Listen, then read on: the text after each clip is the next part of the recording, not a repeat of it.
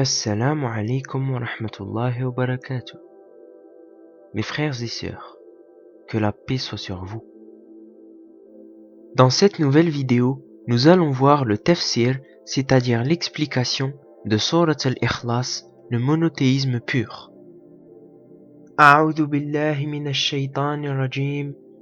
Bismillahir rahmanir rahim. Qul huwa Allahu ahad. Allahu samad. Lam yalid wa lam yulad. Wa lam yakun lahu kufuwan ahad. Au nom d'Allah, le tout miséricordieux, le très miséricordieux. Dis, il est Allah unique. Allah, le seul à être imploré pour ce que nous désirons. Il n'a jamais engendré ni ne l'a été, et nul ne lui est égal.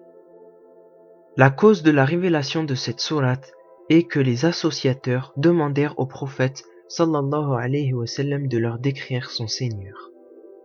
Allah fit alors descendre ces versets. Dis, cette parole est adressée à la fois au prophète sallallahu alayhi wa sallam et à l'ensemble de la communauté. Il est Allah unique.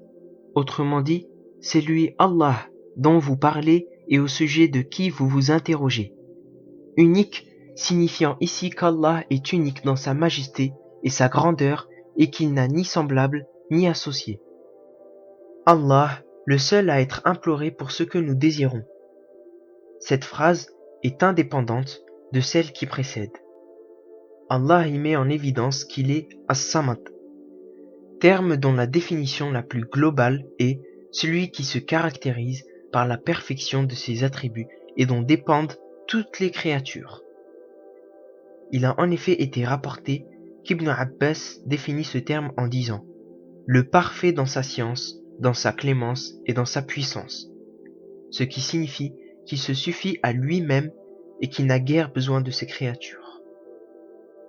Il n'a jamais engendré ni ne l'a été, car il n'a point de semblable.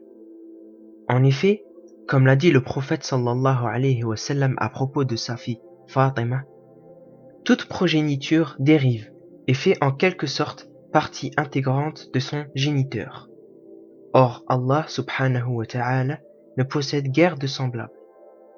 C'est donc parce qu'il n'a point de semblable et qu'il se suffit à lui-même qu'il n'a pas engendré. Et nul ne lui est égal. Autrement dit, rien ne lui est égal dans ses attributs. Allah subhanahu wa ta'ala démontre donc dans cette sourate l'impossibilité qu'il ait pu engendrer ou être engendré et l'idée qu'il puisse avoir un semblable.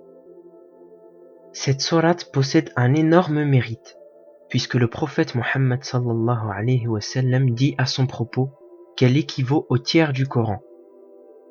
Et précisons bien ici qu'elle équivaut au tiers du Coran, mais qu'elle ne le remplace pas. D'après Mu'ad ibn Anas radiyallahu anhu, le prophète sallallahu alayhi wa sallam a dit « Celui qui lit Surat al-Ikhlas 10 fois, Allah lui construit une maison au paradis. » Rapporté par Ahmed. Multipliez la lecture du Coran, car certes, c'est une résolution à tous vos problèmes. À très bientôt, Inch'Allah. Wassalamu alaikum.